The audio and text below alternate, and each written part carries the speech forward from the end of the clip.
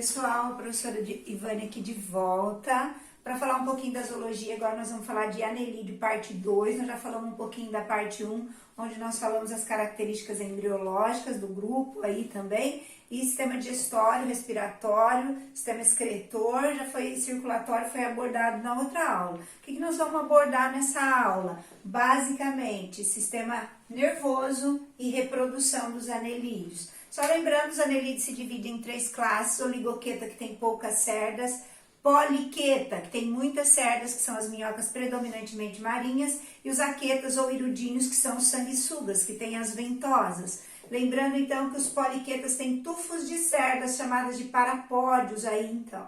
Olha só, agora nós vamos falar um pouquinho do sistema nervoso. O sistema nervoso deles é ganglionar. Para quem não lembra, gânglio é um agrupamento de neurônios. Quando os neurônios se agrupam, eles formam os gânglios.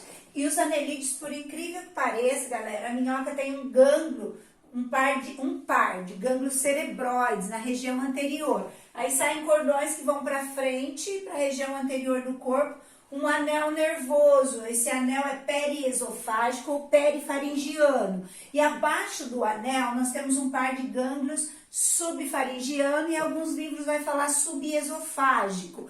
Então eles têm o gânglio cerebroide, e esse gânglio cerebroide já lembra aquela cefalização que nós vimos lá no Plateumintes.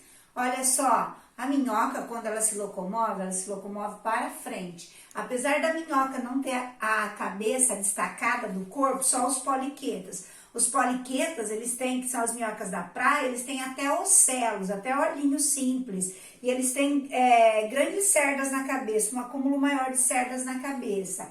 Agora, pessoal, a minhoca, quando a gente fala minhoca, geralmente se refere à oligoqueta, minhoca da terra.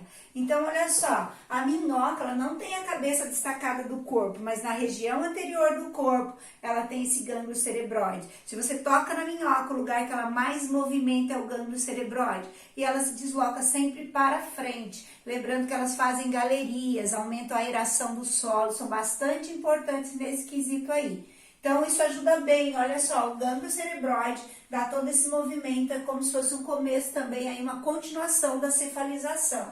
Um anel nervoso em torno da faringe, que vai se ligar a esse par de gânglio subfaringiano. Esse par de gânglio, galera, ele vai continuar com um cordão nervoso e um par de gânglios nervosos em cada anel do corpo. Então, aí, isso vai movimentar esse gânglio, vai ter, então, aí, esses neurônios dos gânglios vão emitir fibras para a musculatura, para o coração, para dar toda a movimentação no corpo dos anelídeos. Então, o sistema nervoso ganglionar, eu posso até falar que ele é ganglionar ventral, porque o duplo cordão nervoso é abaixo do sistema digestório, olha aqui. Se aqui for o digestório, aqui é o sistema nervoso. Então, o sistema nervoso é abaixo do digestório. Sempre quando o sistema nervoso é abaixo do digestório, eu posso falar que o animal é hiponeuro. Então, os anelídeos são hiponeuros, sistema nervoso ventral, abaixo do digestório.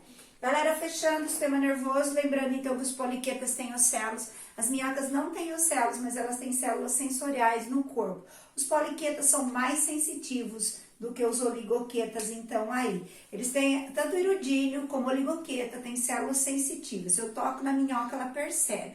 Nós vamos ver que ela tem um anel mais largo, que é o anel de reprodução, que é a parte mais sensitiva dos anelídeos. Vamos voltar aqui agora então, nós vamos falar de reprodução. Poliqueta ou minhoca da praia. As minhocas da praia são dioicas. O que é dioico? Sexo separado. Tem o macho e tem a fêmea. Isso poliqueta, galera. Minhocas que tem muitas cerdas, anelídeos com muitas cerdas. Lembrando aí, eles são dioicos, jogam os gametas na água, fecundação externa.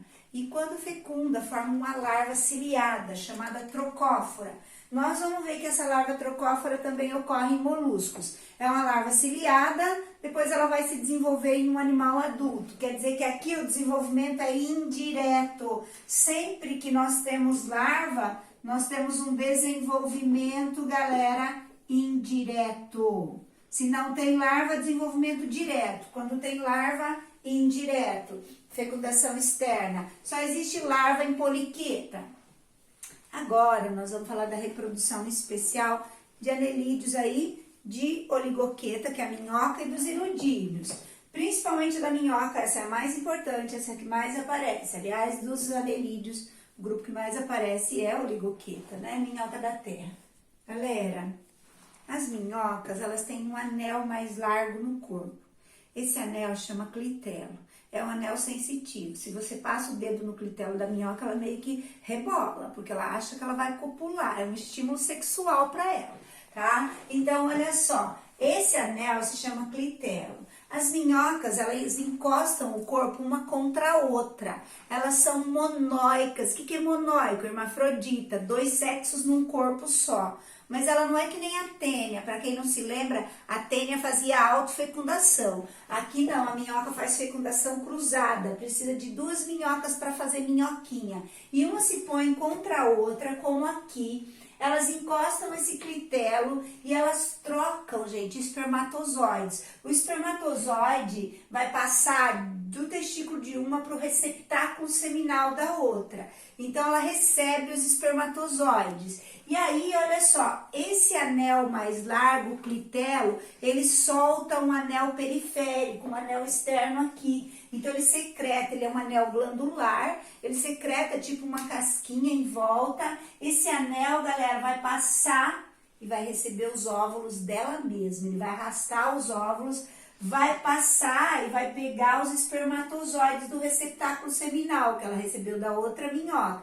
Então, ele vai deslizar, ele vai pegar tanto o gameta feminino, que é dela, e o masculino, que ela recebeu da outra, e vai deslizando, fazendo isso aqui, ó, até que ele sair na pontinha do corpo, ele fecha. Quando esse anel sai na ponta do corpo, ele fecha e forma um casulo. Esse casulo aqui, galera, contém espermatozoides e óvulos, fecundação externa, mas não é na água, é externa no casulo. Então, agora, desse casulo, acontece aí a fecundação, os espermatozoides fecundam os óvulos, vão nascer várias minhoquinhas de um casulo. A literatura fala de 4 a 8, de 4 a 10 minhoquinhas de um casulo aqui. Essas minhoquinhas não são larvas, já são filhotes, então o desenvolvimento é direto porque não tem larva. Então vamos ver aqui, as minhocas são animais, tanto as minhocas como os sanguessugas são monóicos, de fecundação cruzada, externa, no casulo. Quem forma o casulo? O anel secretor, o anel glandular origina o casulo. Então, a fecundação é no casulo, ela é externa. Pessoal, se a gente for no minhocário, pegar um punhado de terra no minhocário, a gente vê umas bolinhas brancas. Algumas pessoas dizem assim, isso aí é ovinho de minhoca. Na verdade, são casulos de minhoca. É aqui dentro, daquele casulinho ali, vão nascer várias minhoquinhas. Já foi secretado pelo clitelo e tá ali, então, é onde ocorre a fecundação. Desenvolvimento direto. Lembrando que a anelídeo tem 3 classes, aqueta, oligoqueta e poliqueta.